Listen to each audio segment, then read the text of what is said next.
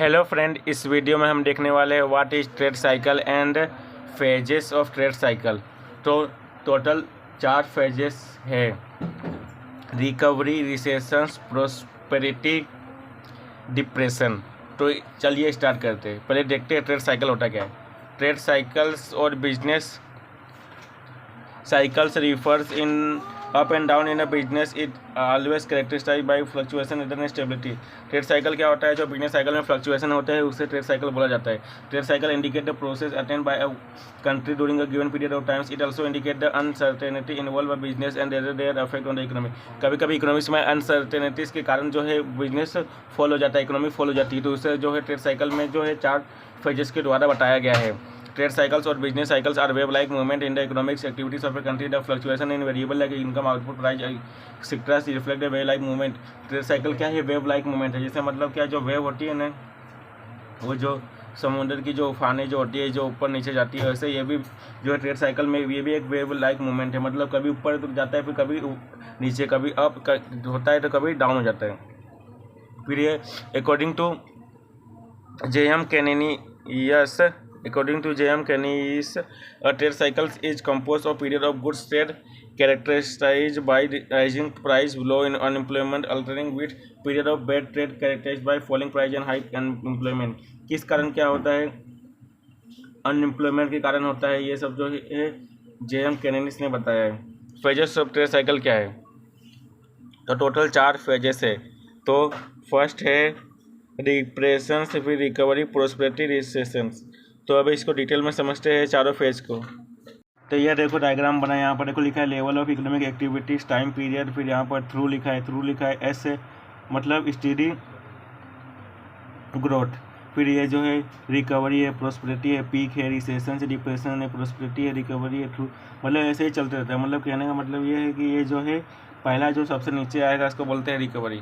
फिर रिकवरी के बाद आएगा यहाँ ऊपर, जब आ जाएंगे तो प्रोस्पेरिटी हो जाएगा। फिर जब पहुँच जाएगा एकदम अप पे तो पीक बोलेंगे। फिर रिसेशन, फिर डिप्रेशन। तो इसका एक शॉर्टकट इससे आप याद कर सकते हो, RP RP से हो जाएगा recovery, recession, recovery, prosperity. RP से क्या हो जाएगा? Recovery, prosperity. और RD से रिसेशन, डिप्रेशंस। तो फिर यही फ्लो फिर देखो चलते रहेगा। फिर फ्लो आया, फिर वही रिकवरी, प्रोस्पेरिटी, पीक, फिर यहाँ आ जाएगा रिसेशन, डिप्रेशन। मतलब ये जो वेव है वो चलते रहेगा। तो ये जो चारों फेज है, ये फेज को हम समझते हैं। In the above diagram, SS represent steady growth of the economy. Depression is indicated by the lowest point. Then recovery start leading to prosperity and the peak. The downtrend begin after low, resulting in recession and depression. Then the whole cycle continues. The various phase of trade cycles can be explained. वही मैंने आपको जो बताया कि जो यह है, इसमें टोटल 4 फेज होते हैं: रिकवरी, प्रोस्पेरिटी, रिसेशन, डिप्रेशन। जो है डाउन ट्रेंड बिगिन क्या होता है? जो है रिसेशन से चालू हो रहा है और डिप्रेशन पे जा रहा है। मतलब नीचे कैसे होता है? रिसेशन से चालू होता है कम होना, फिर डिप्रेशन पे जाके वो कम हो जाता है। और कैसे बढ़ता है? रिकवरी से स्टार्ट होता है बढ़ना और प्रोस्पेरिटी पे जाके वो पूरा अप हो जाता है जो इकोनॉमी है। अब इसको चारों जो है इसको एकदम डिटेल में समझते हैं कि ये चारों होते क्या है। तो चलिए देखते हैं ये चारों होते क्या है। तो जो पहला यहाँ पर दिया है depression, this phase is also known as true. It is characterized by low investment, low production, low level of employment and low profit business. Pessimism prevails in the economy. Depression में क्या होता है? डिप्रेशन ये ऐसा phase है जो सबसे जो है इसमें इकोनॉमी एकदम डाउन हो जाती है। इसमें जो है एम्प्लॉयमेंट सबका कम हो जाता है, प्रॉफिट जो है वो कम हो जाता है, बिजनेस का जो प्रॉफिट है वो कम हो जाता है। इसमें इन्वेस्टमेंट लोग कम करते हैं, इसमें प्रोडक्शन भी जो है कम होता है। इससे क्या होता है? निराशावाद इसमें जो है बिजनेस में हो जाता है। इससे जो है इकोनॉमी जब डाउन हो जाती है, जब महंगाई बढ़ जाती है, तो इससे क्या है? वो फेज को क्या कहा जाता है? डिप्रेशन। इस फेज में जो है हर चीज़ जो है वो लेस होने लगती है, हर चीज़ लो होने लगती है। इसमें एम्प्लॉयमेंट भी कम हो जाता है, प्रॉफिट, इन्वेस्टमेंट, प्रोडक्शन जो सब कुछ जो है लो हो जाता है।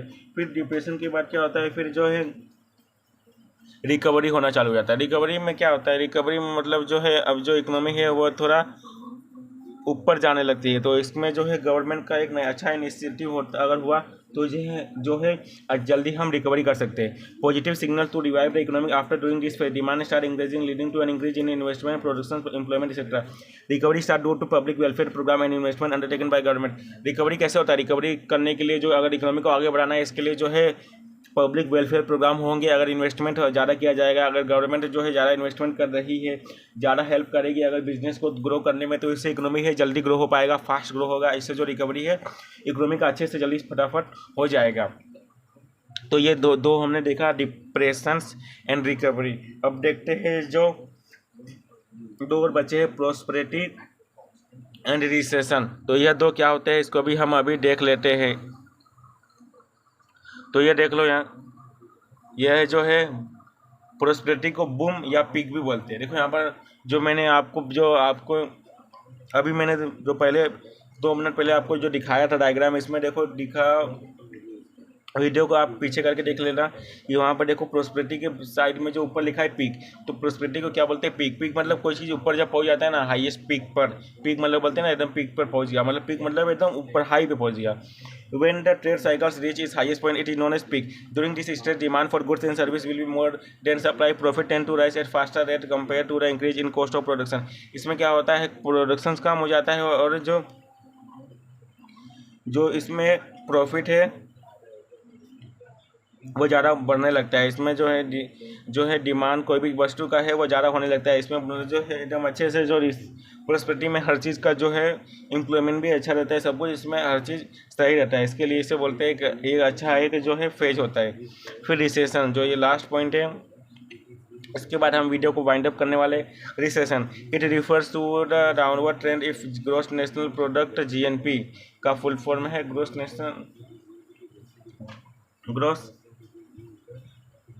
नेशनल प्रोडक्ट, या मतलब ग्रोस नेट प्रोडक्ट बोलते हैं, लेकिन ग्रोस नेशनल प्रोडक्ट आएगा of the economy. Decline in 2 quarter in succession, it is said to be recession. A fall in demand will lead to fall in investment, employment of output, profit etcetera. Massive unemployment occur during recessions when recessions reach its lowest point, it is termed as depression।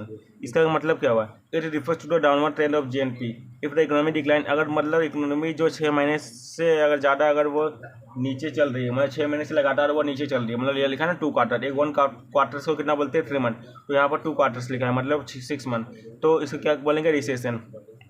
इसमें क्या होता है, demand कम होने लगता है, जो investment है वो लोग कम करते हैं, प्रॉफिट भी कम होने लगता है। इससे क्या होता है, एम्प्लॉयमेंट भी जो है वो कम होने लगता है, अनएम्प्लॉयमेंट बढ़ने लगता है, तो इसे रिसेशन बोलते हैं। इसमें क्या होता है, फिर जब लोवेस्ट पॉइंट पे जब ये रिसेशन पहुंच जाता है तो वो डिप्रेशन हो जाता है, मतलब एकदम लो, हर चीज़ लो हो जाता है।